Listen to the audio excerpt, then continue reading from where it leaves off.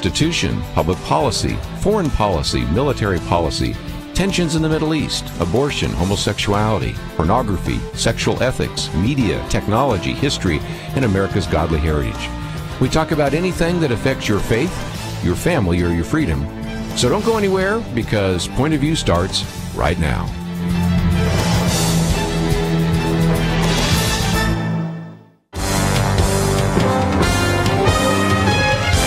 Across America, live, this is Point of View.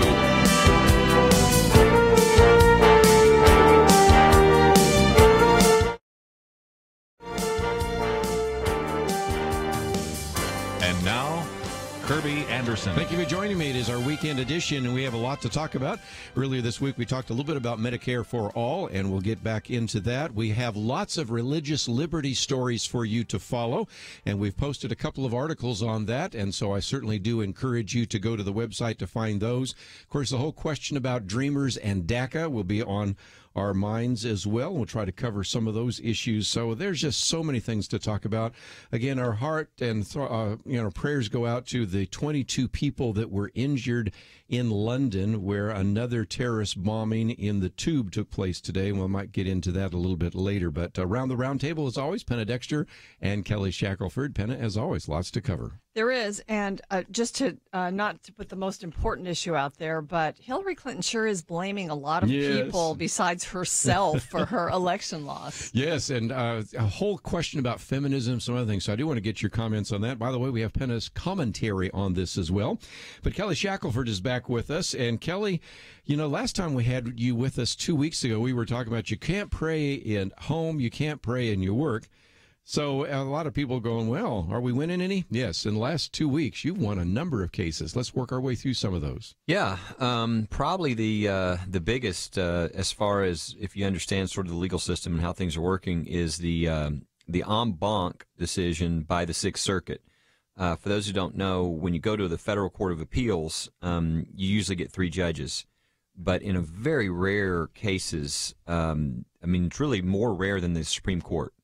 All 15 judges will sit at one time and hear a case, Yes. and they did in this case. This case was about, our client is Jackson County, Michigan, and they had the gall to, as county commissioners, to open their meetings with prayer, just like our founders.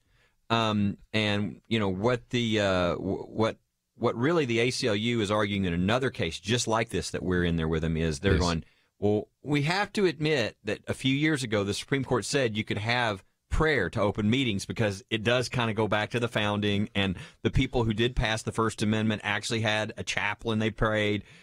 But what they're saying here is, yeah, but this is different. You're not hiring a chaplain. You're praying yourself. Oh. So I'm like, which is worse, using taxpayer money to hire a chaplain to pray, or the people that are electing you taking turns to pray in accordance with their own faith? I mean, I don't even understand the argument, but we got a victory. Yes, you did. 9-6, and point that out. It wasn't 15-0. Yeah. But the interesting thing about this is, in Rowan County, North Carolina, the same exact thing happened, and in that circuit, the Fourth Circuit, which President Obama has filled with his appointees, it's considered a much more liberal circuit. We didn't win 9-6; we lost 10-5. Mm-hmm. Okay, Pretty similar facts. In exact the case. facts. It's can county commissioners open up their own meeting with prayer? There you go. And now we have two Mixed precedents. opposite Yes. opinion, and these Yes. represent numerous states. I mean, everybody says the likelihood of the Supreme Court taking this, because you cannot allow the Constitution to mean something different when you go across state lines to all these different states. I think the odds are huge that they're going to take this and issue a decision, and this is why it's important who's on the Supreme Court. Yeah, it's pretty exciting. What would be the time frame on this? What would be your guess? The way things work is you have 90 days after a decision to file to the Supreme Court. The other side then has basically 30 days to respond, and then there's like another 10 days or so, and then after that, the court rules. And again, normally there's 8,000, 9,000 cases that go up, and the court picks 80 or 90. So normally your chances are like 1%. Well, the experts are saying our chances here are like 95%, because you just can't. I mean, the main reason for the Supreme Court, they would tell you the main reason they take a case is not because it's wrong, because there's a lot of wrong cases that they have to let go. Their job is to make sure that the Constitution doesn't mean one thing in Georgia and another thing in California. It's all got to mean the same thing. So when they see different circuits saying different things and interpreting federal statutes or the Constitution or something differently, that's their job to make sure and say, no, this is what the law is for the United States of America. Don't you feel like it's a little bit like whack-a-mole? Remember where you knock one down and one pops up? I mean, this is sort of like the cross case. We thought we resolved it with a cross case. Another one pops up. We thought we had resolved this issue of invocations a decade ago, didn't we? And here we are again. Well, in the town of Greece case, that was just a few years ago. That's even more recent. All right, let me tell you the real answer to this. Okay. That decision was 5-4. That's true. Okay? It was written by Justice Kennedy. Mm-hmm. When did the Fourth Circuit decide to take this case that they eventually overturned? They decided to take this case when Justice Scalia had passed, and 2 months before the election, when everybody thought Hillary Clinton was going to win the election. So they thought, okay, yeah, we know about that town of Greece decision a few years ago, but we don't like it. And we're about to change it, and we think the Supreme Court is going to be with us because we think that the new president will appoint another person to join the 4 more liberal justices on the court, and they'll say, no, you can't have prayer before government meetings. And so that's what really started this, and I'm sure the Trump election was a little bit of a surprise to them. But as a result of that, now we have 2 circuits going different ways, and I do think that'll be I love having cases that go back to the very history and founding of our country. Right. And I think that that's the kind of thing we get back to our founding and the principles that we look. And I'm not saying we've had amendments, right? I'm not saying slavery, right? We had the 13th Amendment. That's the Constitution too. Yeah. We get back to those founding principles and the things that we put in our Constitution. We're going to be a lot better country. And so I love having that opportunity in this case. Even before America was founded, George Washington established a chaplaincy in the military.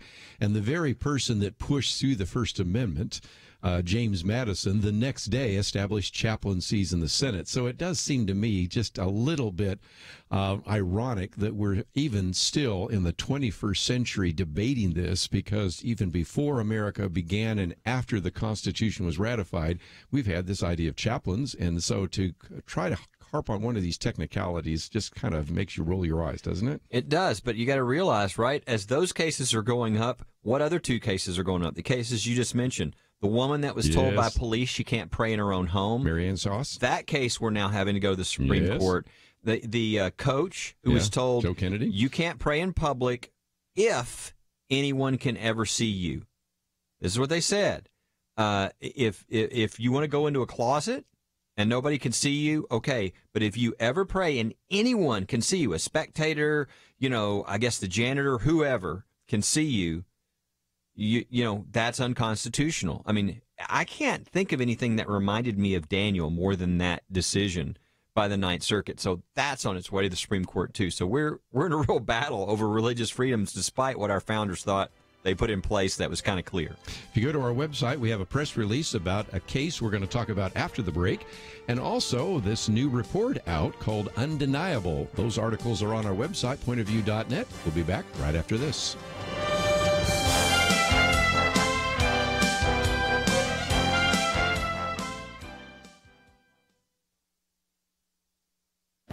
This is Viewpoints with Kerby Anderson. Will Orthodox Bible-believing Christians find it harder and harder to buy and sell in America? If you asked that question a few decades ago, people would think you lost all rationality. But that is a question Rod Dreyer rightly asked in a recent editorial. He points to the decision by Vanco Payment Solutions to cut off services to a Christian ministry because it is listed on the Southern Poverty Law Center's hate map. The Ruth Center is a Catholic nonprofit located in Louisiana, flagged because the service company believed it promoted hate, violence, harassment, and/or abuse. Now, you can go to the ministry's website and see that it does not even come close to promoting anything like that. People in the ministry believe what the Roman Catholic Church teaches about homosexuality. And because they support traditional marriage and biblical sexuality, the Southern Poverty Law Center tagged them as a hate group. The Washington Free Beacon has been looking into the Southern Poverty Law Center and found that it has become a fundraising powerhouse by expanding its list of domestic hate groups. It recorded more than $50 million in contributions and $328 million in net assets. The group also has financial interest in the Cayman Islands, British Virgin Islands, and Bermuda. An article in Politico says that you might imagine that the Southern Poverty Law Center has a handful of scrappy lawyers in a dingy office suite somewhere. In fact, it boasts 250 staffers and offices in 4 states, and its main office is the most architecturally striking structure in downtown Montgomery. At one time, the Southern Poverty Law Center provided a necessary function of identifying true hate groups. Today, it slaps the label indiscriminately on ministries and organizations like the Ruth Center that do not deserve it. This, in turn, makes them a target, and they lose vital services. I'm Kerby Anderson, and that's my point of view. Take Kerby and the Point of View team with you on the go with the Point of View app. Search for Point of View Radio at the Apple or Google Play stores.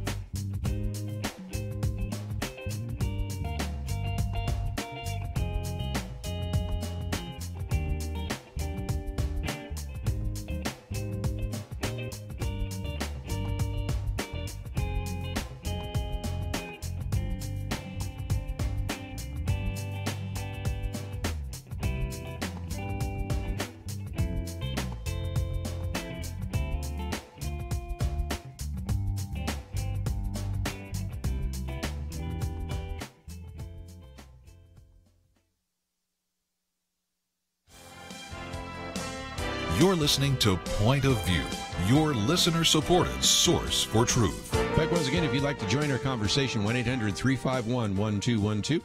Always like to talk a little bit about religious liberty. And Penna, Dexter, there are just a lot of things to cover. Kelly Shackelford with us as well. But there is another very significant victory. And it also answers a question that I get every once in a while. And they say, okay, I understand Kelly's defending Christians, but does he ever defend other religious groups? Yes, you do. And here's a good example. Yes, he does. In fact, this is an Orthodox Jewish group out in California in Irvine, Chabad of Irvine. It's a Jewish synagogue, and one of their, I guess, ceremonial, practices involves a chicken. And yes, the animal rights people have gotten involved and have just come at this group from every angle. They keep winning with the help of First Liberty.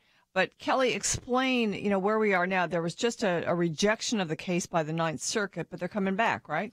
Yeah, it's people. This is one of those hard to believe. I mean, this is. I think most people know what Yom Kippur is. Mm-hmm. Most Christians that are listening, this is a Christian show. There is a ceremony that has been done for over 1,100, 1,200 years in the Jewish community, where part of the Day of Atonement is the kosher killing of a chicken, and it's showing death and life in the atonement for which, as Christians, it's like, well, Jesus has now done that, right? Mm-hmm. So it's a pretty important little symbol we're talking about here. They do it in a kosher way. They do it in a in a way that's very humane, etc. But the animal rights people didn't like that. How dare this group, in the privacy of their own synagogue, doing something that's been done for over 1,000 years. So they actually went into court. This is how this all started. They went into court, got a federal judge to issue a restraining order, restraining the synagogue from carrying out their religious ceremony within their synagogue. I mean, I want you to think about this. This is the government reaching into the worship service of your church or your synagogue. So at that point, they contacted us that we were literally within 24 hours of Yom Kippur. Mm-hmm. So it was about to be major, it was going to be gone. We went in, and this was an Obama appointee federal judge. We showed him the law. He reversed himself. He took the restraining order off, and we won. And so you think, well, then it all went away, right? No. The next one is even more incredible. No, then they filed in state court the same lawsuit, thinking, hey, we're in California liberal state court, right? Yeah. As if the Obama guy was some conservative, right? I mean, he just believed in the Constitution, and we showed him what the law said. Well, we won in state court as well. We went to trial in both cases. We won completely. So what have they done? They appealed to the Ninth Circuit Federal Court of Appeals, and they're appealing to the State Court of Appeals. Well, we just won the denial of their request for an immediate injunction at the Ninth Circuit. And so you say, okay, well, God, at least you got a little break now. You got 2 appeals going on still, but, no injunction and nothing else happening. No. They just filed a lawsuit against the police of Irvine. This is so incredible. Saying that since the police weren't doing their job of going into the synagogue of a Jewish synagogue and stopping these people, that they're asking the court to allow them to go in as private citizens representing the police and to take action themselves. This is the lawsuit they just filed. So if you want to know if there's crazy out there, yes. They're filing lawsuits. And again, this synagogue could have never afforded to, do all these lawsuits. But I mean, these are really important victories because we're talking about private citizens coming in to your worship service, police coming into the government coming into your worship service. I mean, this affects everybody who cares about religious freedom. But the good news is victory. Is this like PETA? Essentially, yes. A group like that? It is. They're very active. So they don't eat chicken? No. And you're like, well, why aren't you over at Chick-fil-A? Or somewhere else. Really? Why are you worried about the one, over chicken. here? The one chicken per year. Yeah, it's really bizarre. But I'm telling you, and I don't know if our video is out. We just completed a video to show the rabbi. I don't think we've posted it yet publicly. We might have, but we will soon, I'm sure. But it allows the rabbi to explain why this is important to them and how it connects to their faith. And in the process, we show you the protesters who were protesting both in New York and other places against these Jewish groups. And absent the black mask, it looks like Antifa. Oh. I mean, these are really angry, sort of violent people. And you're like, and they're going after synagogues and Jewish people. It's just flabbergasting, but you could see it with your own eyes. And so I'm telling you, it sounds silly and joking and everything else, but this is really scary. Some of the kind of stuff we're seeing. The good news is we're winning. And what I love is we're winning not in, the Bible Belt or whatever, right? We're winning before courts that people would say these are liberal courts. Well, thank goodness that all Americans should believe in the Constitution, that all Americans should believe in religious freedom. And we've had judges so far that understand that, and we're hopeful that we're going to continue to win all the way up. I think when you look at this case as a Christian and you're looking at what's going on with religious liberty in the country, and you can kind of picture this happening to people, maybe a pastor who's speaking words that many people define as hateful, but they're biblical.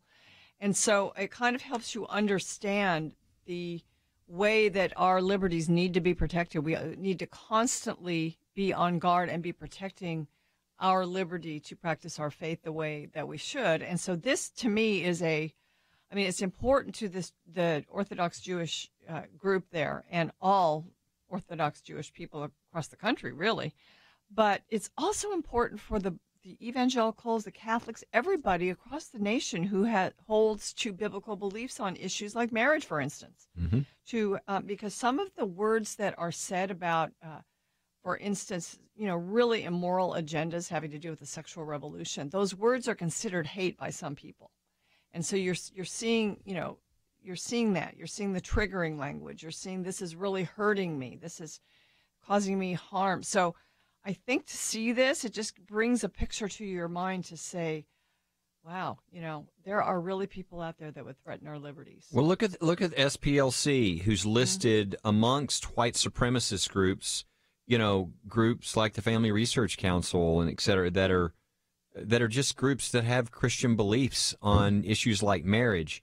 Well, and then, pair that up with the polls that we've seen recently, some of the polling, where they go with and ask millennials, should hate speech be protected? And almost 50% say no.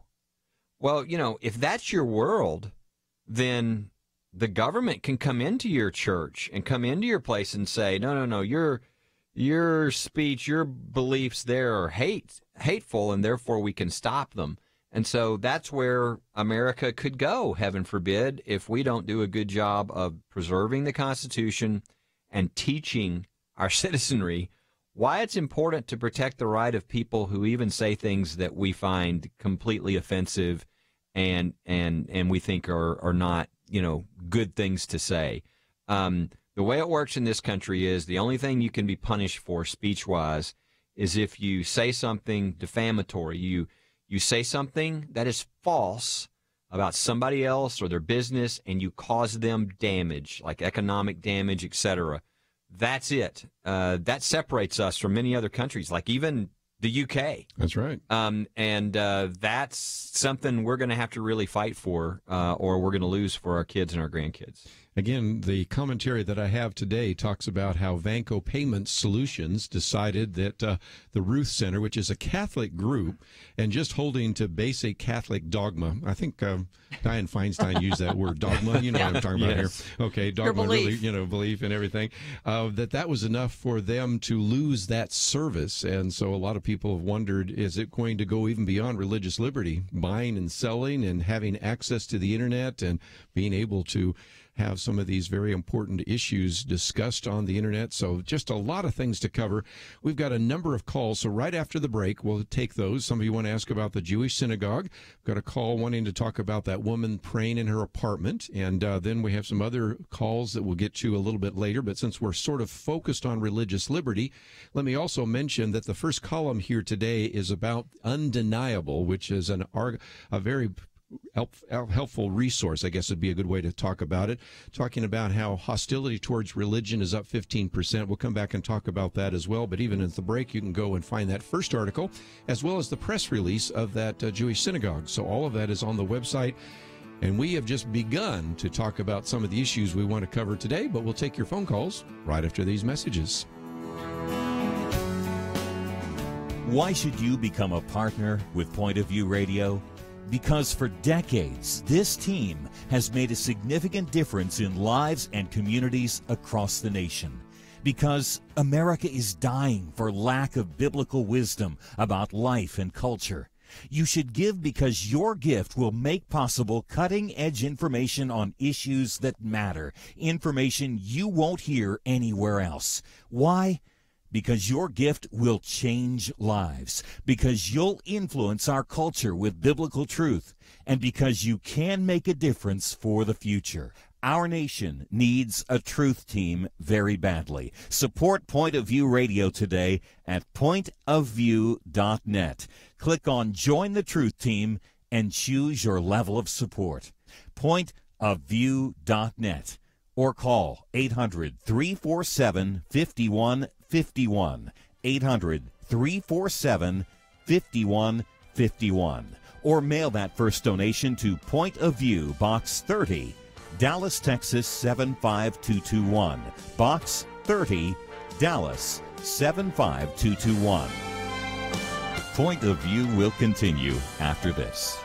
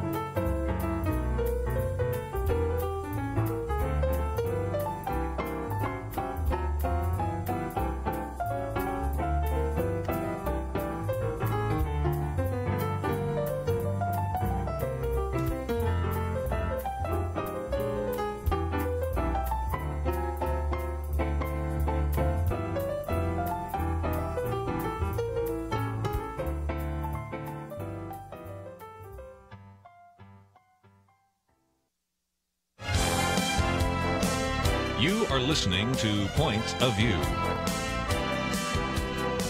The opinions expressed on Point of View do not necessarily reflect the views of the management or staff of this station.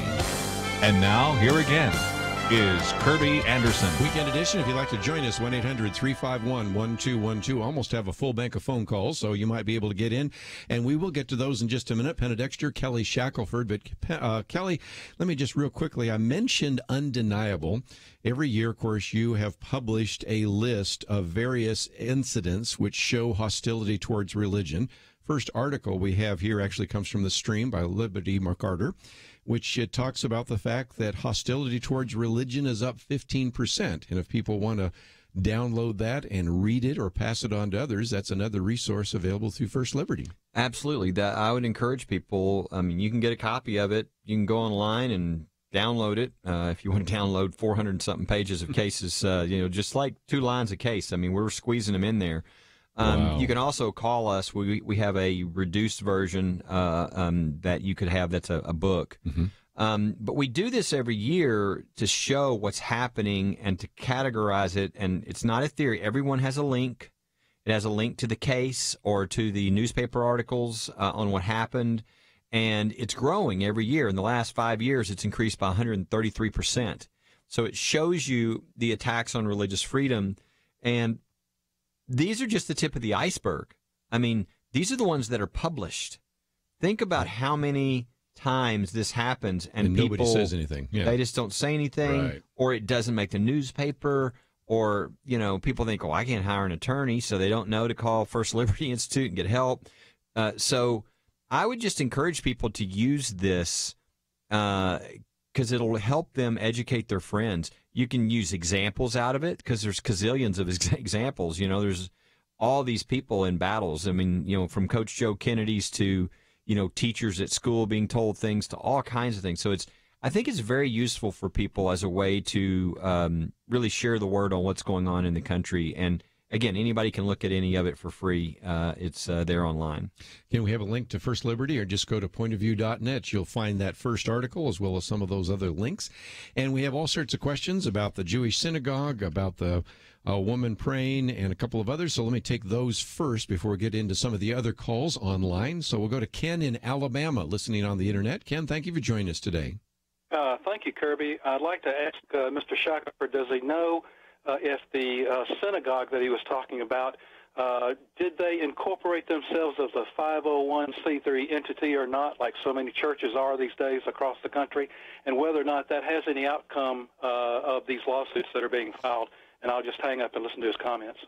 Yeah, to be honest, I don't know. I'm sure all of our attorneys on the case know because they have to put all that stuff in the legal documents when they're filing, when we're filing the lawsuit. But it doesn't matter. Doesn't matter whether you're a 501c3 or not. Religious freedom is religious freedom. So whether it's 3 people meeting together to pray, or it's something bigger and more formal or whatever, it's religious expression. You had one it's case where protected. you had individuals that were Orthodox Jews meeting in a home, and then that was a case that you defended. And I'm sure they weren't 501c3, right? Yeah, exactly. Yeah. And there's how many home churches, and yes. things like that are not. So it doesn't constitutionally it doesn't matter because this is just free speech. It's free exercise of religion, and those things are protected by the First Amendment. Let's take another phone call. We'll go to Georgia on the Good News Network. Rick, thank you for joining us today here on Point of View. Good afternoon. I have a comment. I'm a 20-year police officer, mm-hmm. and about the lady that was not allowed to pray. And I have some, mixed emotions about it. They, as a police officer, when we go to a scene, we have to control that scene. We can't let people run over us, and we can't let them use the Constitution or whatever they want to use to say, I'm not going to talk to you, I'm going to read this, you need to read this, blah, blah, blah. We've got a job to do when we get there. Now, the whole time that I've been hearing this the last few weeks, months, whatever it's been, I've never heard one of any of the Christian radio stations I listen to say, well, what about Paul when Roman was after all the Christians and cutting heads off, and he told them to be submissive to authority? Nobody has brought that up. It's just all this lady has been, nobody tried to take her religious liberty. You can pray while I talk to you. I'm praying now, hoping that I don't sound like an idiot on the radio. But we can relate to that. I mean, I'm praying and talking to you at the same time. And when we go to a scene, that's the way it has to be, man. You've got to talk to me. I don't care if you pray, you're going to talk to me. I don't, now, I'm not taking up for the guys that went, the officers. I'm maybe not handling it the way I would, but what they did wasn't wrong. They handled it maybe incorrectly. But you cannot just go in and say, yes, ma'am, as soon as you get through praying, I'll talk to you. I mean, there's a burger right down the street. I don't have time for that. Man, Sure. you got to talk to him. Let's talk about the facts of the case, because I think that would help a little bit. Kelly, can you explain that somewhat? Yeah, this was a woman who lived in the projects, and a neighbor called the police and said that she didn't know why they were coming, but the neighbor called and said she was listening to talk radio and her radio was too loud. That was the complaint. It was really a neighbor who didn't like her, and this is the kind of thing that went on. The police came in, and I won't go into all those things. They kind of forced their way in without a warrant, kind of threatened her, and really did some things that were inappropriate. But the key part of what happened here and while we were involved is they came in and they essentially told her they were going to arrest her. And she said, for what? And they said, we'll figure out something. And they ordered her to sit down. And she did, and she answered whatever questions, and one of them started searching through her house, and the other one was standing there, and she thought she was going to jail, and so she asked that police officer, is it okay if I pray? And he said, sure. And so she sat there and prayed while the other guy was ransacking her house. He comes back, and he says, what are you doing? And she said, I'm praying, and he said, stop that. You're not allowed to pray. And never gave a reason, never did anything. They really, and then they flipped through and they ended up charging her with disorderly conduct or something. It was just ridiculous. Well, she, didn't know that there's anybody out there to help her, so she just filed her own legal action in federal court by herself. And the way it worked is the court dismissed it, and the way legally this thing was situated was all the facts had to be, when you dismiss a case, in other words, it's not like a judgment or a trial or whatever, when you, what's called a motion to dismiss a case, you have to take all the facts as true. So we've got to live in this world. What the court said was, if the police tell a citizen that they're not allowed to pray in their own home, and there's no government reason given or behind the reason. There's no rationale. It's just they've just said we don't want you to pray in your own home. Is that a violation of her First Amendment rights?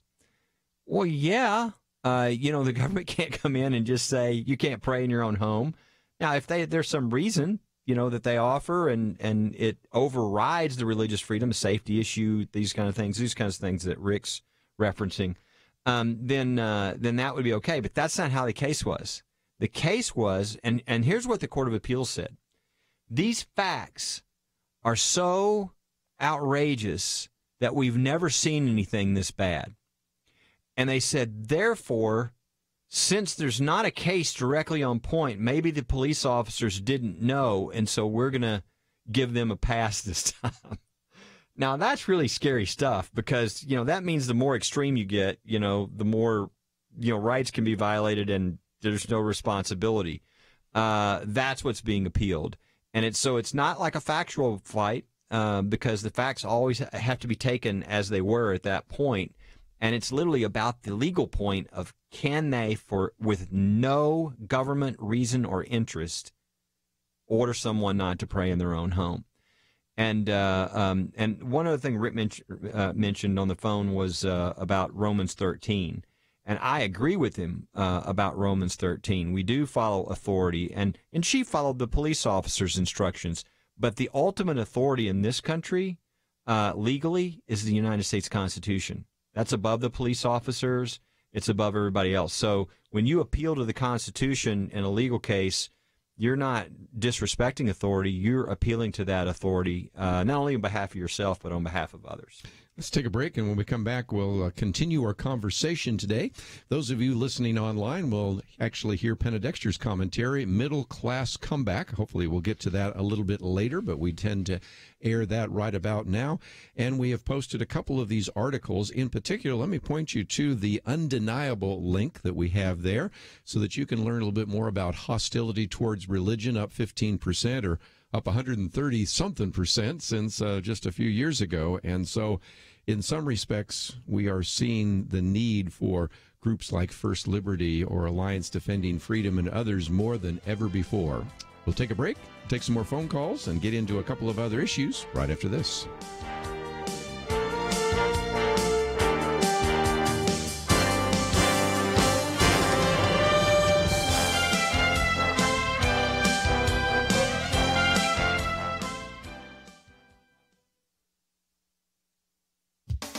Daily, we grieve the bad news of hurricane devastation. Perhaps it's time for some good news. Here's some. The Washington Post's Robert Samuelson writes, the middle class comeback may be this year's most underreported story. The 2008-2009 financial crisis and the ensuing recession hit America's middle class hard, but things have improved dramatically. In a column entitled The Quiet Comeback of the Middle Class, Robert Samuelson describes the revival and expansion of America's middle class. Are we really through the crisis? Americans themselves seem to think so. The Gallup organization regularly asks people to report their social class. In 2006, 60% identified themselves as either middle or upper middle class. 38% said they were working or lower class. Robert Samuelson points out that the financial crisis and Great Recession demolished these long-standing class patterns, according to the same self-identifying Gallup polls. By 2015, as the economy was improving, in this same poll, only 51% of Americans surveyed placed themselves in the middle or upper classes, with 48% saying they fell into the working and lower classes. But in 2016, the survey results changed dramatically. Mr. Samuelson says they have essentially returned to pre-crisis patterns. Gallup's most recent poll on class identity, done in June, shows 62% identifying in the middle and upper classes, and 36% classifying themselves as working or lower class. Mr. Samuelson points to other polls that show Americans agreeing with the statement, it's a good time to find a quality job, and reporting that they're getting ahead and that they do not expect that their jobs will be outsourced abroad. In the University of Michigan's survey of consumers, half of households surveyed reported their finances had recently improved, the best reading since 2000. This economic good news comes at an opportune moment. Today's bad news brings us great opportunities to be generous. For Point of View, I'm Penna Dexter.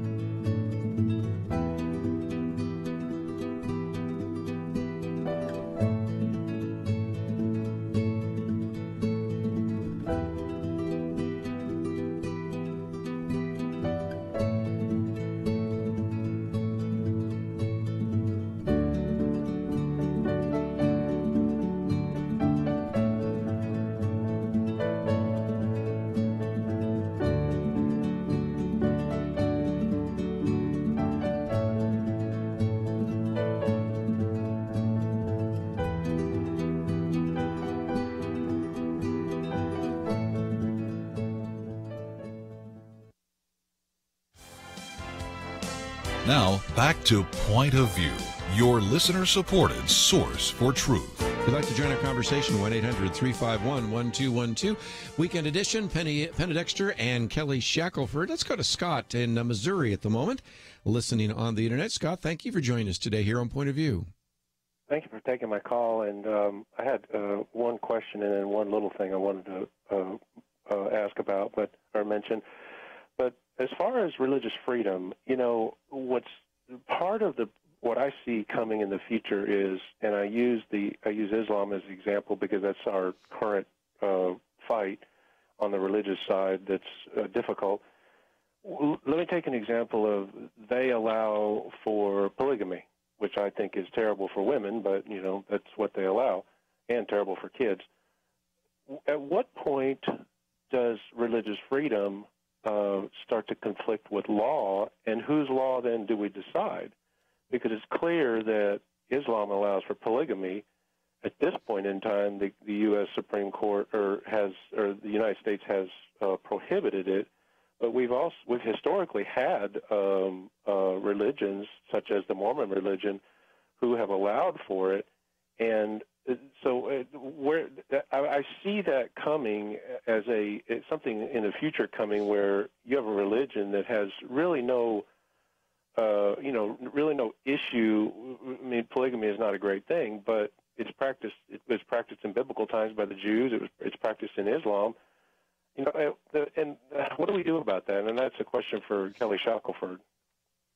Yeah, it's a good question, Scott, because typically the people they always say, "Well, I'm for religious freedom, but not for the Muslims," are you for religious freedoms for Muslims? And I always have to ask them, what kind of religious freedom are you asking about? Because they're thinking the right to chop off the head of their wife if they don't like what they're doing, the right to all these Sharia law things, and those things violate the Constitution. So those things are really pretty easy. But I say, are you talking about the right to pray in their own home? Well, yeah, I'm for the right of them to pray in their own home because that gives us the right for us to pray in our own home. The question you asked actually goes back to some old cases in the United States.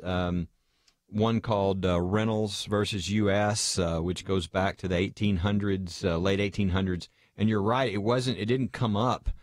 Polygamy did not come up in the issue of, or in the religion of Islam. It came up with Mormons. And back then, their specific teaching was that if you did not practice polygamy, and this was in the case, you would be condemned to eternal damnation. So that's a pretty significant belief. But the court, struggled with it and said that, that no, you can't, religion doesn't override all the laws.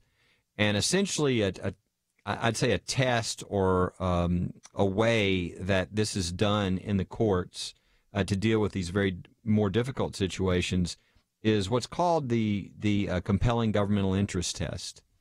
And that is that when we have rights that we consider fundamental rights, a right to speak, the right, to religious freedom and these type of things, what we say is they're not absolute. You can't yell fire in the crowded theater, right? You can't do fighting words. So they're not. None of these rights are absolute, because if they were, then religious freedom would mean, well, my religion says that we sacrifice children on the altar, and you're not going to allow that. Well, why not? Because this compelling governmental interest test. So what we do is we say, is there a compelling governmental interest that requires it to interfere with this particular religious practice or whatever it is? If the answer is yes, and that has to be really compelling. I mean, it can't be, well, I'm inconvenient or whatever else. If it's compelling, then the government is offering no exceptions for it. It's always stopping this. Then the second part of the test is, if there is that type of compelling interest that really does override the religious freedom, is it being done in the least restrictive way possible to the religion? If the answer to those two questions are yes, then the religious practice loses, and the government activity wins. And so, while that's not a perfect world, if you have sort of one of the things our founders understood, if the wrong people control all your country, you're probably not going to end up with good laws anyway. But that's a pretty good test that really puts the burden on the government. If you're going to interfere with religion, you better have some really strong evidence of something truly compelling, like somebody's life or safety. And you better be doing this in the least restrictive way. And so that's kind of the test that's out there in the courts. On this issue of Islam, I might just mention that next week is our Truth Team Week, and one of the resources we're making available to some of our donors is a booklet I've put together on Sharia law in America. And it's something that a lot of people are thinking about. Last night, I was with 3 representatives and a state senator from Texas, and of course, they have wanted to make sure that Sharia law is not the basis of interpretation. And there are about a half a dozen different states that I mentioned in the booklet that have passed this. Others tried to pass it and have been struck down by the courts or vetoed by the governor. But just as we're coming to a break, just remember the numbers 1, 8, and 14, because those, I think, help you get some good talking points on why we would not want Sharia law. Number 1 stands for the First Amendment. We can figure this out because obviously there should be no establishment of religion.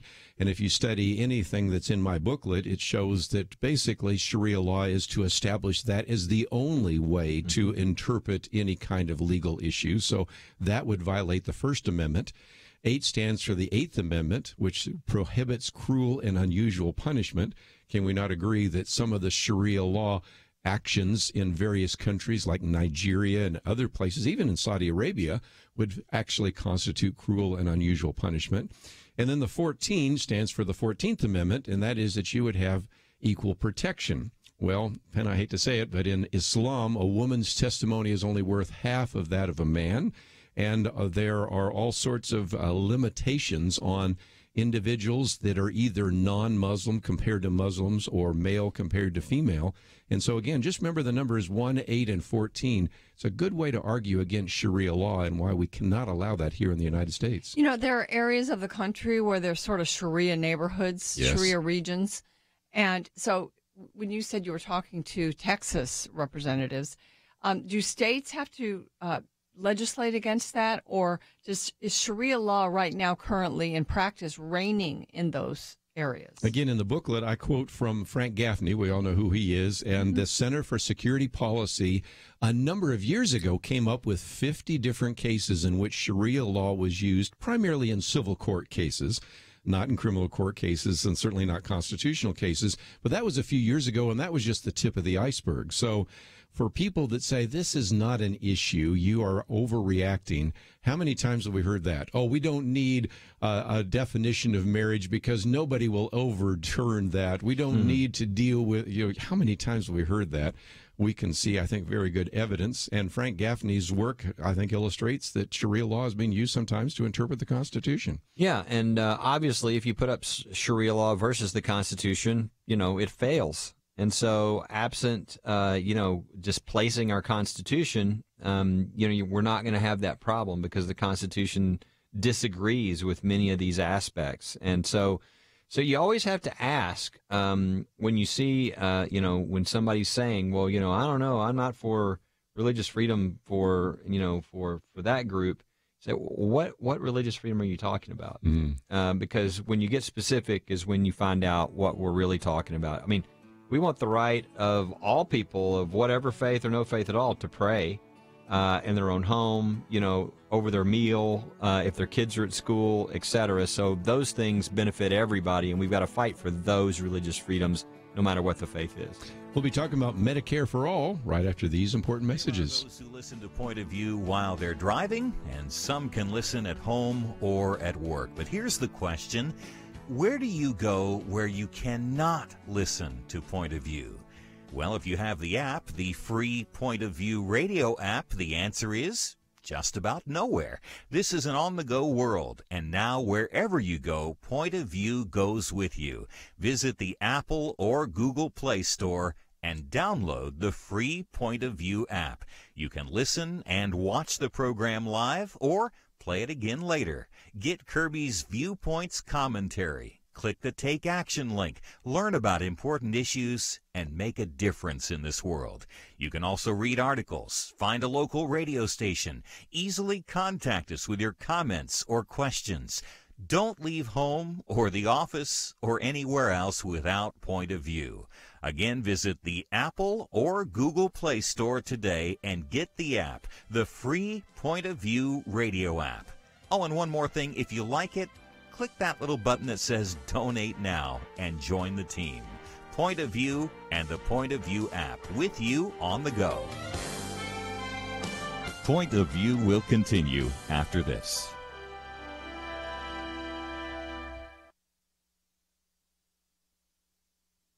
I just thank God for y'all. I listen to you every day, truly. I wanted to thank y'all for everything you do each day to inform Christian families and our community about the things we can do, and just the way you're so informative. I listen to you daily and love you guys and appreciate you so much. God bless you, Kerby, for keeping this show so on track and for the decades of wonderful help to this nation that Point of View has been. We're all big fans of your work, and we pray that God will just prosper it.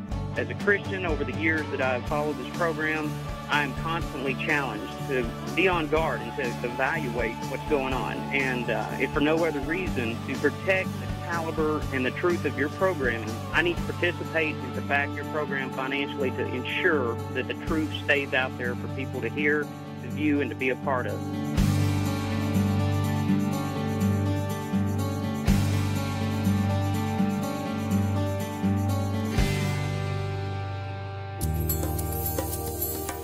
This is Point of View Radio.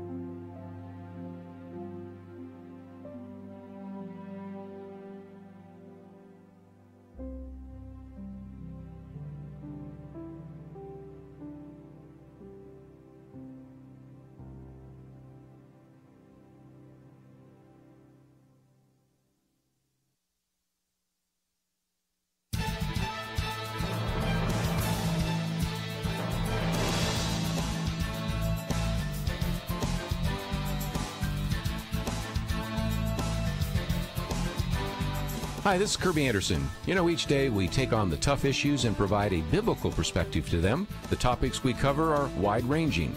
Apologetics, theology, prophecy, creation and evolution, intelligent design, marriage, family, child-rearing, the millennial generation, trends in society, politics, economics, business, religious liberty, the Constitution, public policy, foreign policy, military policy, tensions in the Middle East, abortion, homosexuality, pornography, sexual ethics, media, technology, history, and America's godly heritage. We talk about anything that affects your faith, your family, or your freedom. So don't go anywhere, because Point of View continues right now.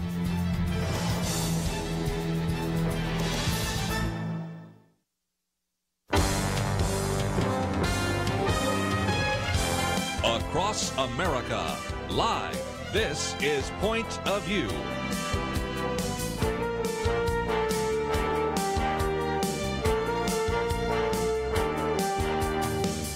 And now, Kerby Anderson. Weekend edition. If you'd like to join our conversation, 1-800-351-1212. Penna, Dexter, Kelly, Shackelford. First hour, we spent quite a bit of time talking about religious liberty, and we'll still take some of those phone calls, but I want to move on to a couple of other issues. We have posted a couple of very good articles on religious liberty, but if you go down to, I guess it'd be like the third or fourth article now, Medicare for All. This has to do with the fact that you have 15 Democratic senators, including Senator Bernie Sanders, who are actually promoting Medicare for All Act of 2017. Now, Penna, I've got to believe that this was focus group created because a lot of people have sort of a positive feel about Medicare, and nobody has really been thinking about the cost or the implications of a single-payer plan, as illustrated by the fact that Rasmussen reports show that when first asked about this, and of course there's a lot that people will learn about it, Americans were about 50-50 on this, which I thought was interesting because most people, if they understood that this would be a system where you would have a single payer, it would be government health care, it would be socialized medicine, and the government would begin to provide health care and determine what kind of treatments and what kind of drugs would be on the pharmaceutical list and all of that. I think most people would be against it, and I don't really think that those 15 Democratic senators are going to be able to get this passed, but I think they're using it as a campaign issue. What's your thoughts? Well, they are, and something like that, I mean, it's a good title.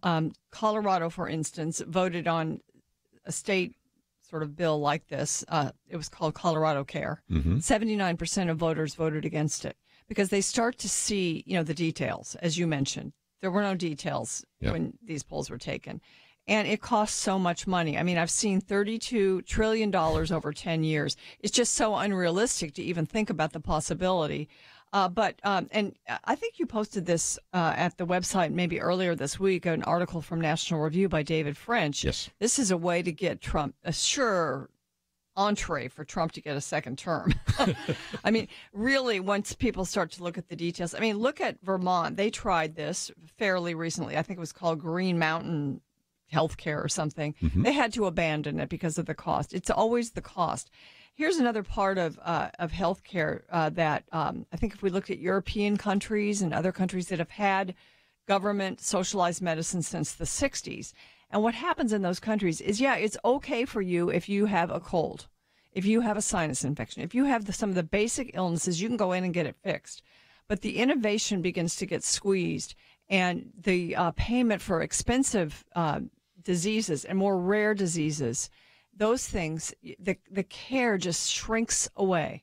And we're the backstop for the world right now as far as healthcare. We have the best healthcare system in the world. And so, we would ruin that if we had Medicare for all or whatever, single payer healthcare. It's a bad idea. But we have a climate right now in this country. First of all, we have colleges that teach that socialism and communism are good things. And so young people are glomming onto this type of thing. They think it's great. So, we've got a different country now, and people are going to say yes to it. But I think when they see the details, they're going to turn against it. Well, to me, it's kind of simple. Do you want to buy a good or service from a monopoly? And I think everybody's like, well, no. Well, okay, now let me add something to it. It's controlled by the government. Well, now doubly no, right? I mean, it's just a horrible idea. And it's not just a product. it's your life. I mean, it's your health care. Taking the free market system and principles out of, the most important thing, that we're accessing is just incredible foolishness. And Penna, mentioned some of the things that happen. What happens if we could remove, what we need to do is go the other direction. The government controls, I don't know, 60-something% of healthcare because of this type of thing. Sure. That's the reason we have the problems we have. If we could reduce it down where what was happening here were private companies were competing for customers and their health care, what we would find is that consumers would take their dollars to the places where they got the best health care for the lowest price, and everybody would be competing to be the best at the lowest, and new innovations would come up. And, but if your job is to work for the government in health care and you get paid the same no matter what, and there's nothing good, if you find a new cure for a new disease, you're not going to get any money out of that. You're just going to get your same job. Do you think the cures of diseases are going to go up or down? I mean, anybody who looks at this immediately knows, if they think through it, again, unless they're socialist, which, again, it's hard to understand people who think at all and think that socialism is good. This is a horrible idea, and what we need is more competition so that we can get lower cost and better quality. That's how we do it in everything, and the idea that we would blow that with healthcare would be a really foolish thing to do. In one sense, we shouldn't be surprised that this is coming up, because Obamacare came in and took federal control of a lot of health care, and it has had some flaws and it hasn't worked. It's been a debacle.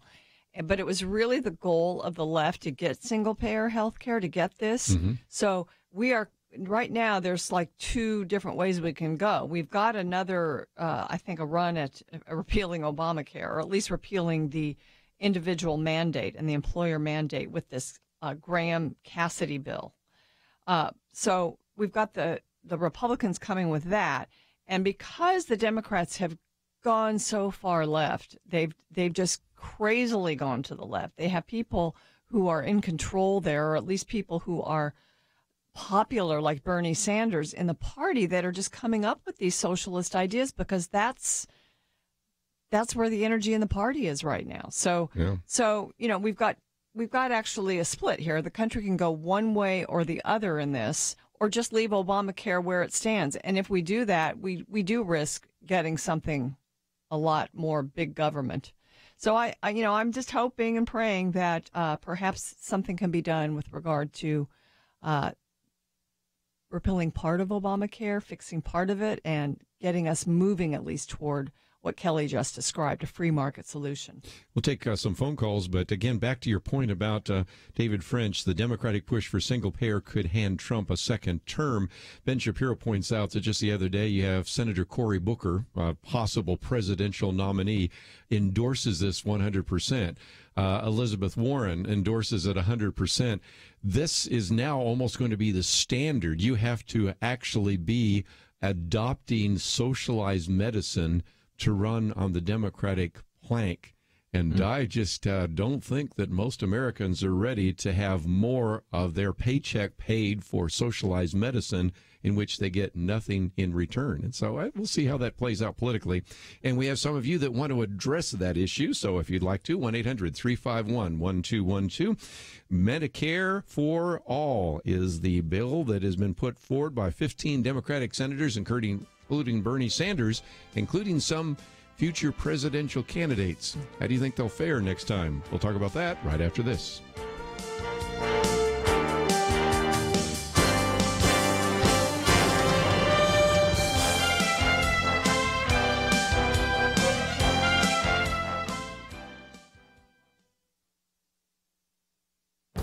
This is Viewpoints with Kerby Anderson.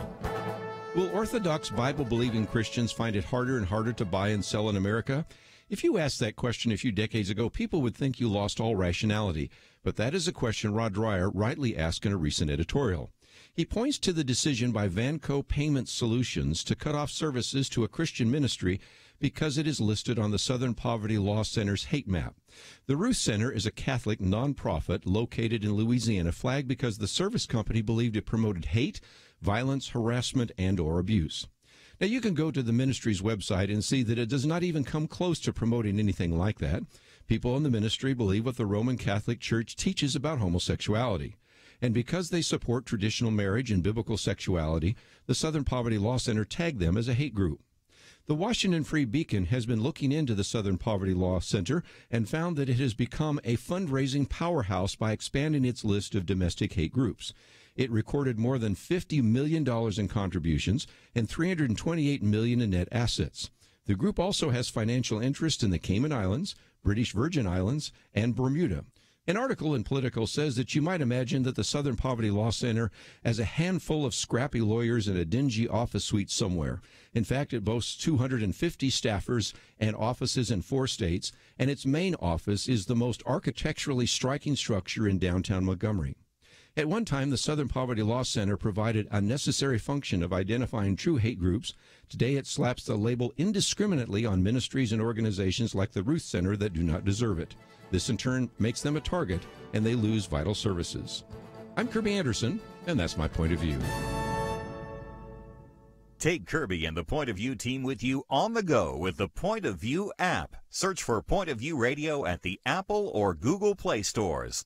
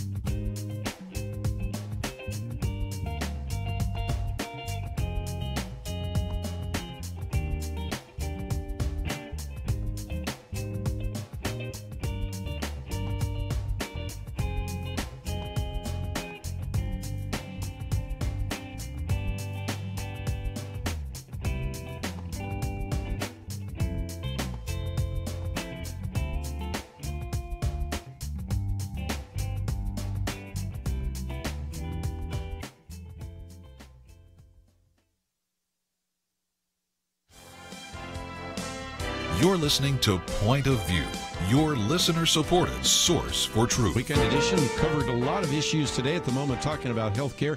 Just a few minutes, we'll also get into DACA, which is Deferred Action for Childhood Arrivals, and maybe a deal that has been put together with Donald Trump and with Chuck Schumer, Nancy Pelosi, and others. So we'll get to that. But let's take a few of the phone calls related to health care first, and we'll go to Ed in Florida. You're on with Penna, Dexter, and Kelly Shackelford.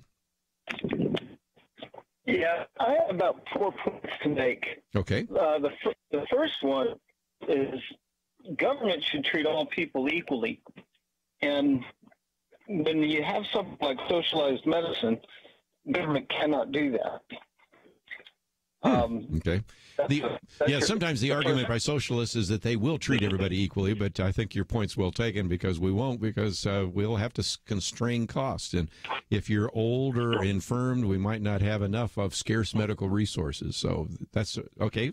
Good point. What's the next one? Any social program that requires a progressive income tax is not treating everyone equally. That's true. Anyway, yeah. Healthcare is not a right. A right doesn't have to be paid for. Anything that has to be paid for is not a God-given line. Okay. Everyone I've argued that point with that's argued the opposition eventually has to concede. You already mentioned that it would stifle innovation.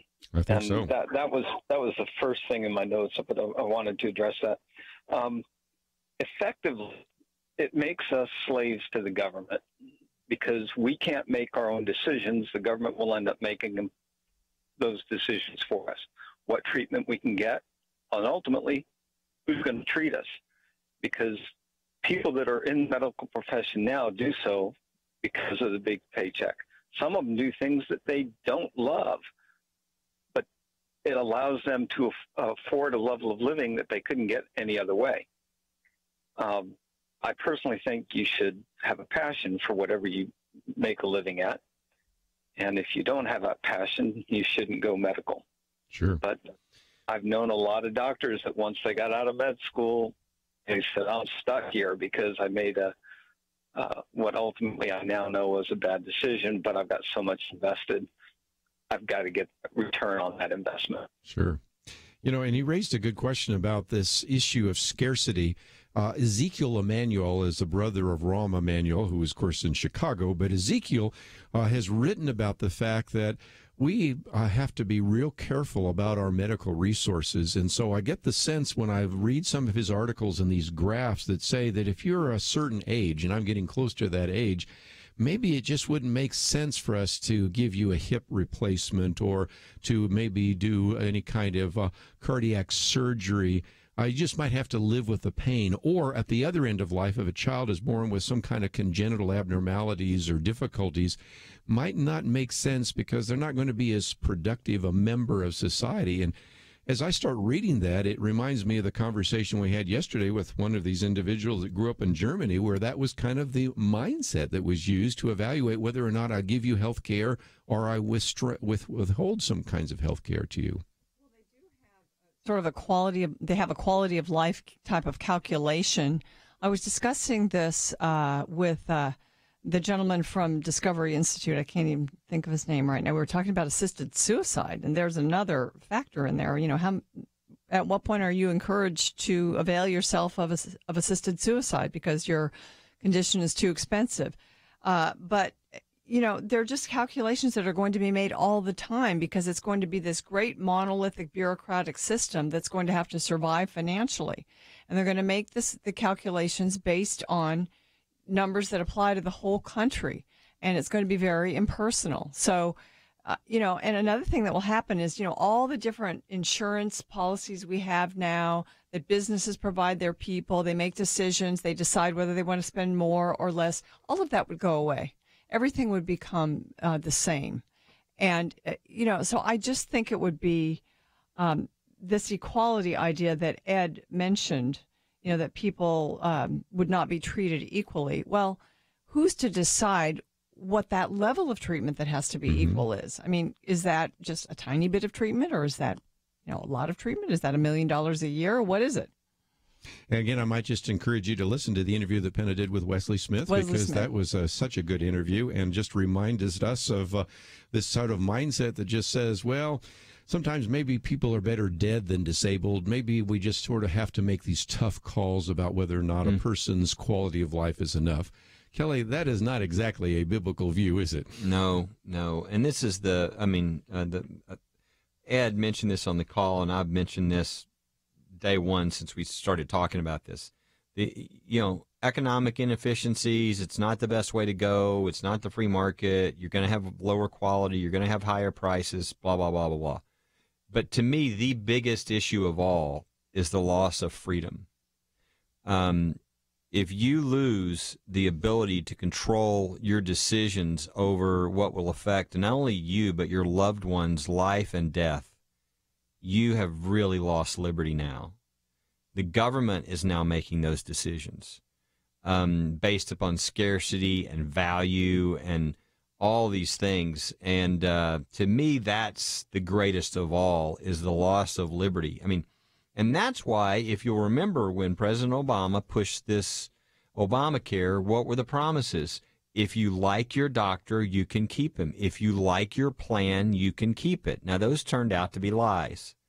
But people in America want the ability to make those decisions. Why? Because Americans understand that they will make much better decisions for their loved ones than even the most well-intentioned bureaucrat sitting in an office in Washington, D.C. Sure. And that, we just go back to the basic, free market system. So what's so funny about all this is, 60% of the health care is controlled by the government because of Medicare and all this stuff. If we just move the other direction, I mean, our health care would improve dramatically. But all the push is to move to get that above 60%. And that's the real shame. I wish they would allow a competition. Yes. You know, I wish they'd say, let's see which one. We'll do the Medicare one, and then we'll do this free market one. We take all the all the government regulations off and just let them go and just see what happens. I mean, it would just be dramatically different. And I can tell lots of stories that are examples of that I've seen where they've done that type of thing. And it's not like one is twice as good. It's one is like, 10 to the 10th power as good. And it's because God made us in his image, and he's a creator. And so when we're pressed, we can create. We can get very productive. We can come up with great ideas. And it's why America has more inventions than anywhere else in the world, maybe combined, because we have these freedoms. We have this competition. We have this, man, I can do better than that. I can come up with a better idea. And costs go down and quality goes up. And it's all because of how God created us. And this socialistic system destroys that. And to do it with our health care would be a horrible mistake. Using cost as an incentive, financial incentives, is a good thing. It can be a good thing because people act according to their own financial self-interest. And if you look at hospitals, I mean, they're really businesses. I was reading, there was a whole section in the Wall Street Journal this week about medical innovations, just different ways to organize the emergency room, for instance, so that you could get more patients in and out quickly. Their experience could be better, so they come to your hospital the next time. So these types of things that work in American businesses work in healthcare too. There's no difference. And so as we move more and more to allowing these hospitals, doctors, and scientists to innovate, and then more, we have more patients because the population's growing, and they'll use that. You're going to see the system grow. It's going to grow as an industry. More people will make money. More people will benefit. There'll be new cures and treatments and medical devices. And so, take the restraints off. Take the freedom grabbing, incentives out of the equation, and you'll see things grow. That has been the kind of ideas that we've wanted to inject into this, and it's been such a political battle this whole year of 2017. I just wish we could get back to talking about free market solutions. We can't even get to the point where there's competition allowed across state lines. Yeah. I mean, that if the average listeners wonder why are we having a problem with health care, because let's do a poll on that. How many wish that they could actually have competition across state lines, and so they could pick between their health care and they wouldn't be limited to just within their own state? I mean, everybody's raising their hands. It's 100%. Can't get it through. And this is why we're having a problem here, is because of those types of restrictions that really do shut down the free market. Some great ideas. One of our callers wants to say, okay, what would you propose if indeed you think Obamacare doesn't work and Medicare for all does not work? So we'll talk about that. And then we'll get into DACA and the Dreamers right after this. There are those who listen to Point of View while they're driving, and some can listen at home or at work. But here's the question: where do you go where you cannot listen to Point of View? Well, if you have the app, the free Point of View radio app, the answer is just about nowhere. This is an on-the-go world, and now wherever you go, Point of View goes with you. Visit the Apple or Google Play Store and download the free Point of View app.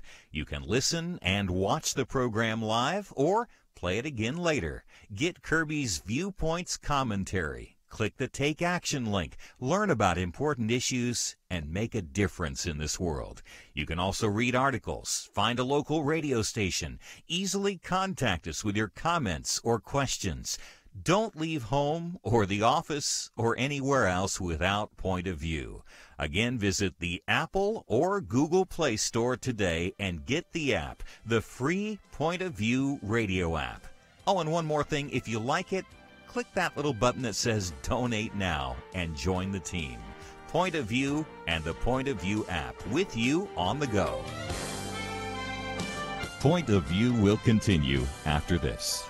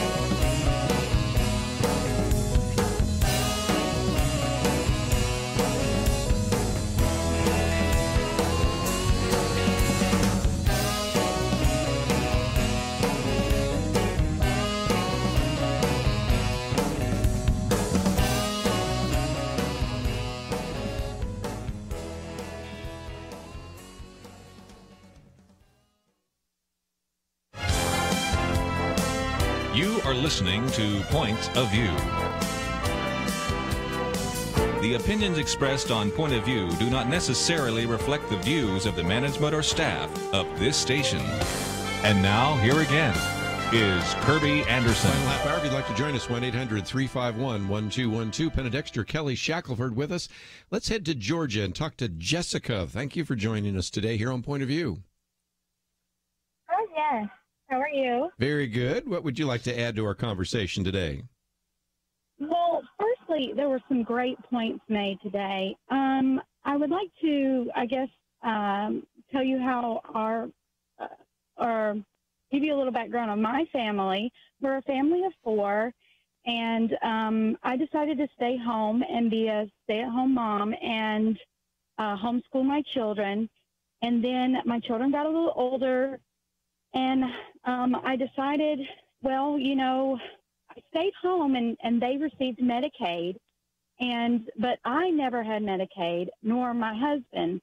My husband had insurance, but then lost the insurance with the way health care was going, and the regulations against workers not being able to, give their employees Medicaid or insurance. So my husband lost his insurance. We then applied for Obamacare against, everything inside of us was like, no, let's not do this. Let's not fall into the system. But we had to because we felt, we needed something. And insurance was just extremely expensive. Well, yes. Through time, we called for Obamacare, and they said, you do not qualify. You fall, so therefore we fell in between the cracks. We did not qualify for Obamacare. Now, where we live in the state of Georgia, or actually Georgia as a whole, does not offer any type of Medicaid for adults. It's only for children. So in order for me to go to work, my children would lose their Medicaid. So that put us in a pickle. So I had to stay home because going back to work, in order to afford insurance for the whole family, that's all I would be working for.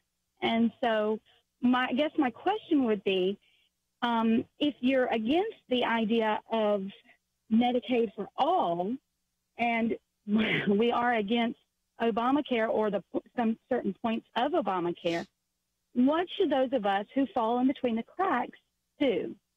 Well, first of all, Medicaid for all is one thing, and Medicare for all is what Bernie Sanders is proposing. Medicaid right now is supposed to be, isn't it, for single moms and children? And so, I can see what. Go ahead. We do not, here in Georgia, single moms maybe, but I'm a mother who's married. Yeah. And I do not, nor does my husband. There's no family Medicaid for us. So there was no Obamacare policy you could get? None. Oh. Well, and first of all, you've illustrated a couple points. Number one, it used to be in the state of Georgia not so long ago, and I always use Georgia as an example because they were allowed to have less expensive policies.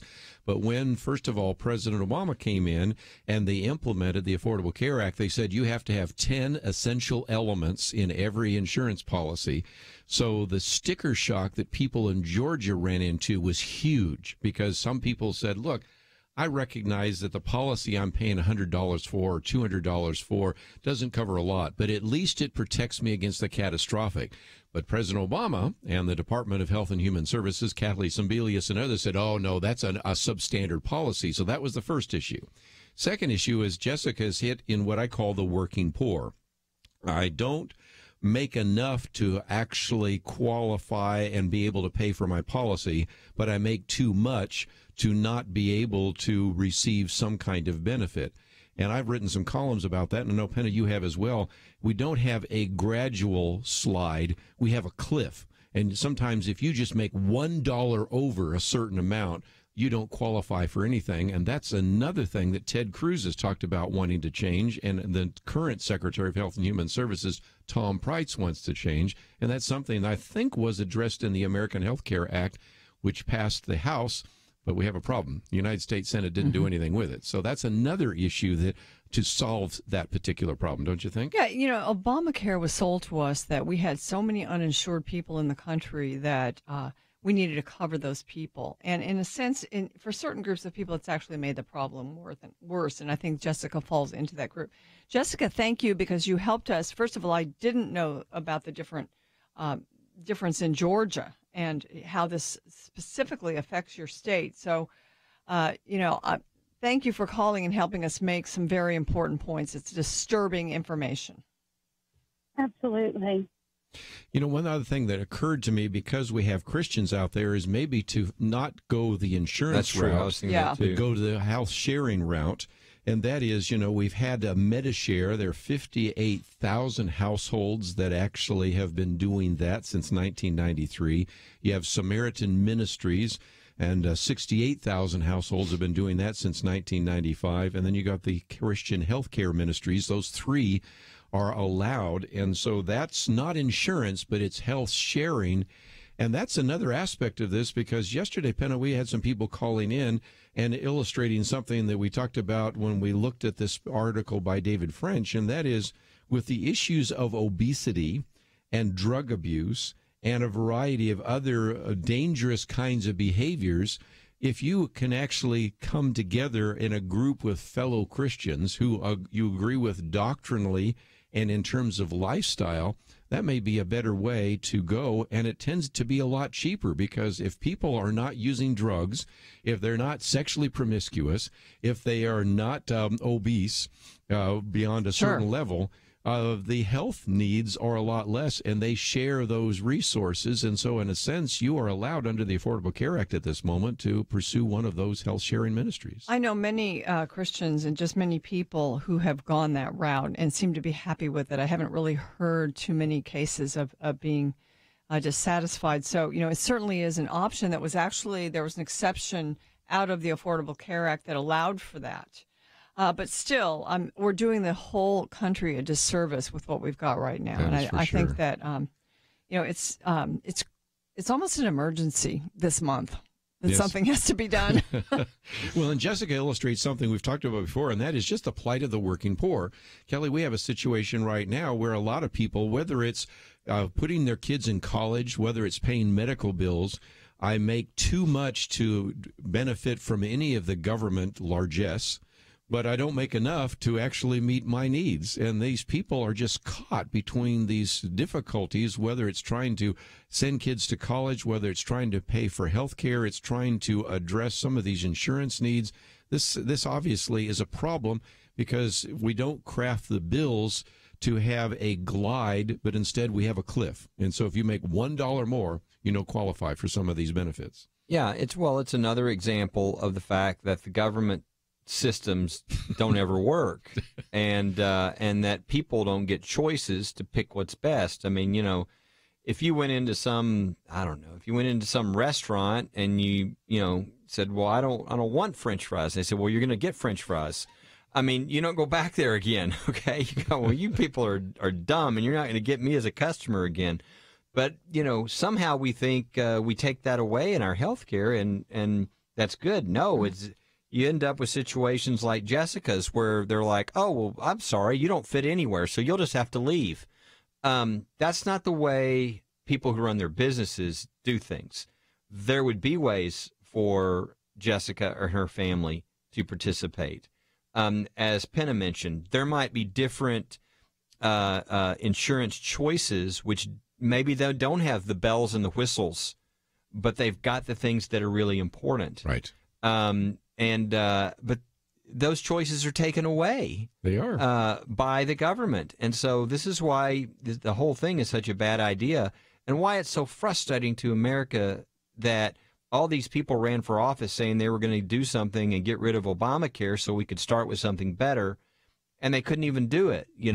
I think they're going to get there, because I think they're going to have to get there, but it's a weird time. We're talking about, I don't know if we'll have much time, but Hillary Clinton's book. All right, we'll do that when we come back from break. And we'll be hearing Penna's commentary. So this is the reason Donald Trump was elected. Yeah. I mean, people are tired of the Democrats and the Republicans it's obvious what they're doing now. They're just protecting their own futures. That's right. And people have had it, and they want Jesus to throw the tables over. Yep. And so they picked Trump because he looked the guy like the most likely to throw the tables over, and he kind of is doing it. He's trying to, and so I think that's kind of the only hope on health care, and I think on tax reform, which would be a huge boon across America. Mm-hmm. So anyway, there's a lot of good things happening that aren't being talked about because the press is ignoring it. You know, the 3% GDP, the judges that are being put in, all these great things that are happening, but they're ignoring those things. But there's still a lot of good things that can happen. When we come back, we'll first of all hear Penna Dexter's commentary, Middle Class Comeback, and also maybe some of her thoughts on Hillary Clinton's new book. All that coming up right after this.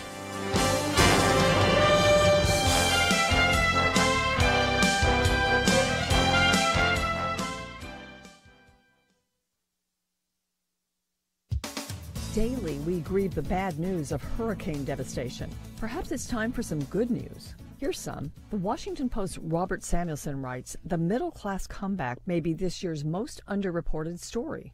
The 2008-2009 financial crisis and the ensuing recession hit America's middle class hard, but things have improved dramatically. In a column entitled The Quiet Comeback of the Middle Class, Robert Samuelson describes the revival and expansion of America's middle class. Are we really through the crisis? Americans themselves seem to think so. The Gallup organization regularly asks people to report their social class. In 2006, 60% identified themselves as either middle or upper middle class. 38% said they were working or lower class. Robert Samuelson points out that the financial crisis and Great Recession demolished these long-standing class patterns, according to the same self-identifying Gallup polls. By 2015, as the economy was improving, in this same poll, only 51% of Americans surveyed placed themselves in the middle or upper classes, with 48% saying they fell into the working and lower classes. But in 2016, the survey results changed dramatically. Mr. Samuelson says they have essentially returned to pre-crisis patterns. Gallup's most recent poll on class identity, done in June, shows 62% identifying in the middle and upper classes, and 36% classifying themselves as working or lower class. Mr. Samuelson points to other polls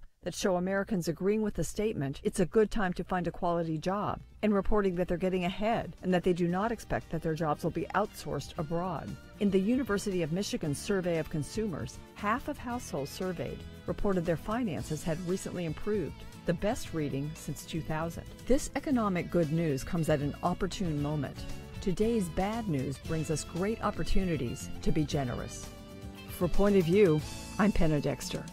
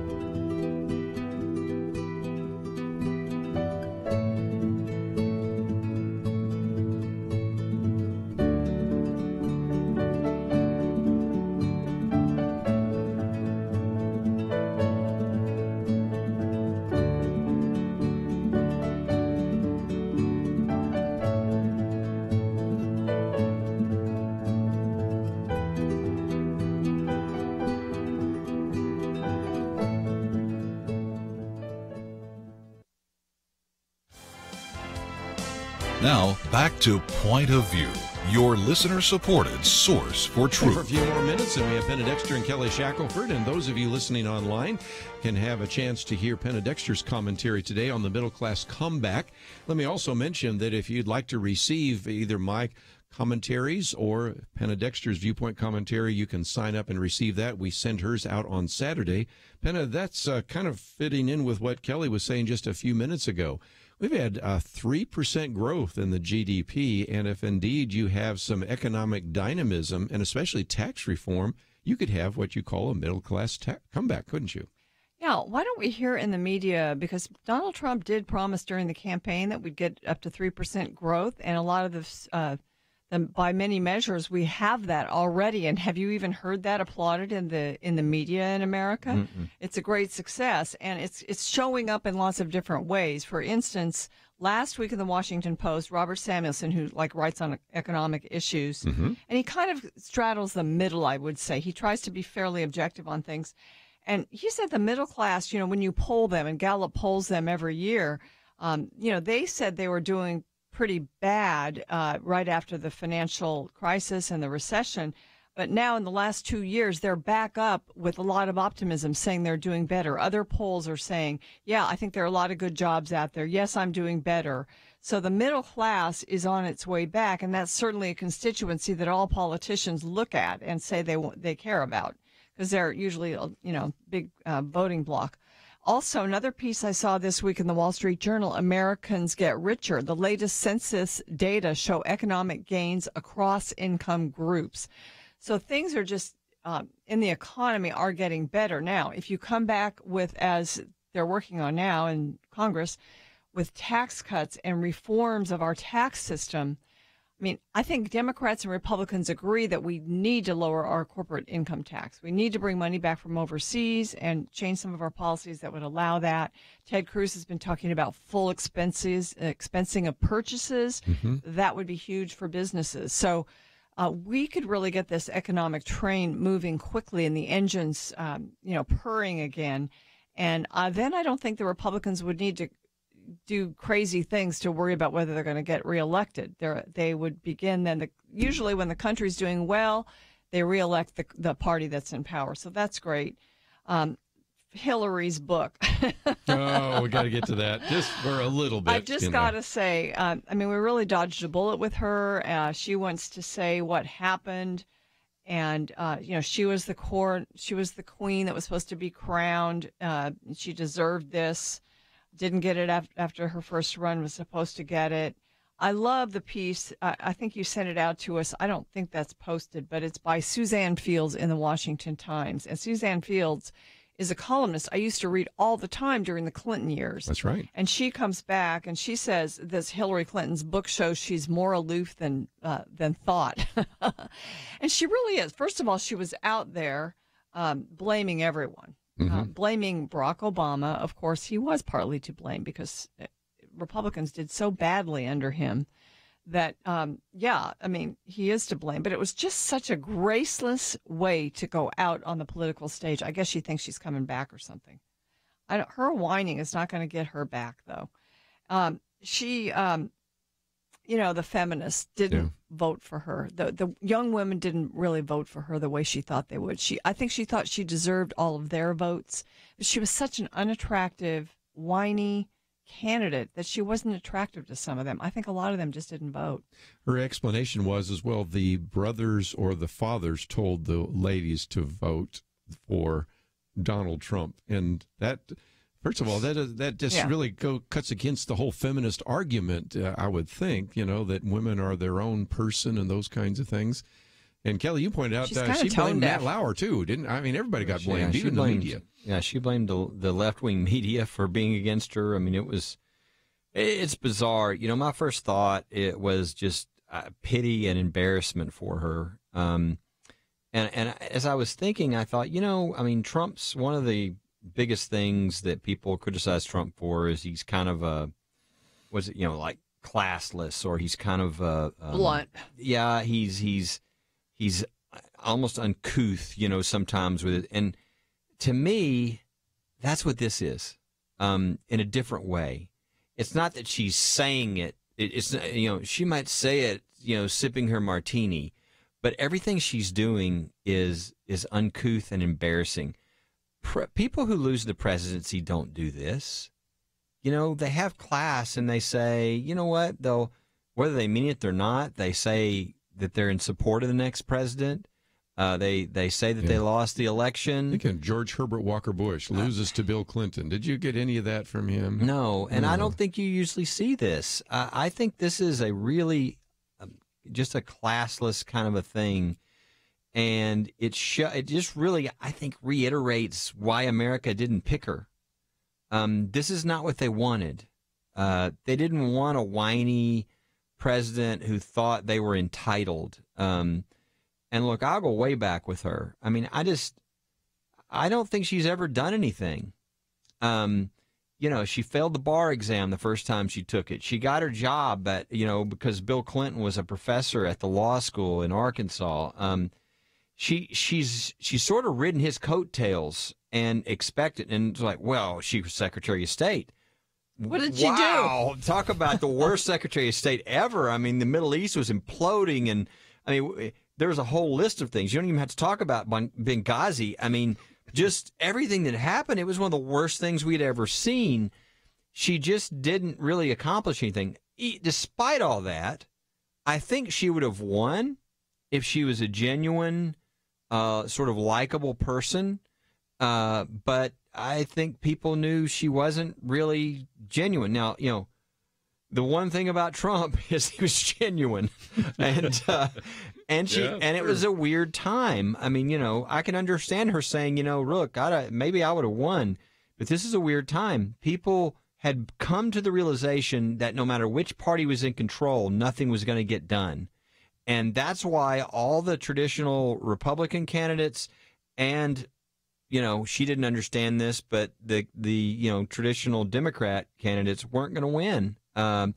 Because people realized the point at which we were getting in our country. And, of course, many of our listeners, the number one thing for evangelical Christians and Christians around the country, it wasn't even close. You had, 81% voted for Trump. Well, why? Because they just think Trump is, a Bible-following, thumping Christian. No, they voted because they were looking at the Supreme Court.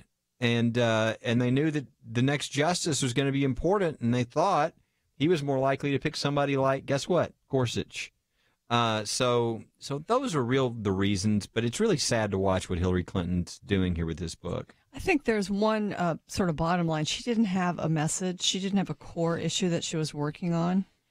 Bernie Sanders did so well against her because he at least had a message. I mean, it was a message that, we're probably going to see is going to prove very unpopular because it's so far to the left and unrealistic.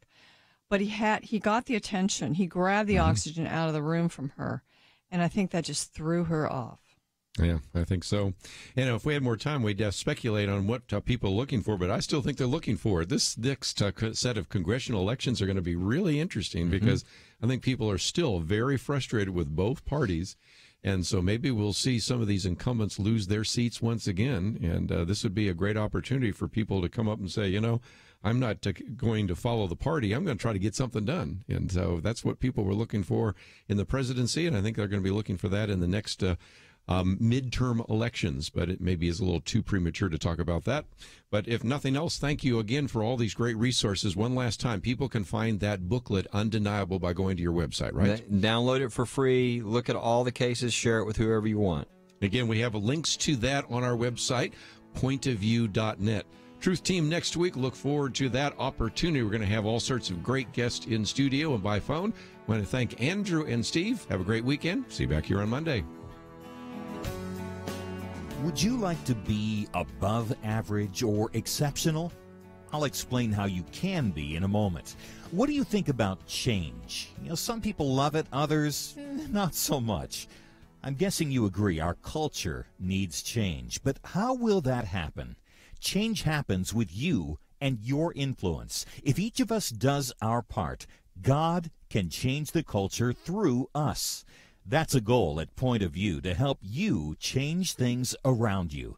We never charge for the information we deliver each day, but that information is not free. There is a significant cost in getting it to you. You know who helps us do that? About 1 out of every 800 listeners to Point of View. So you can be above average. You can be exceptional by visiting pointofview.net and clicking the banner Change Happens with You, or by calling 1-800-347-5151. Thank you for being exceptional by supporting Point of View. Pointofview.net and 800-347-5151. Point of View is produced by Point of View Ministries.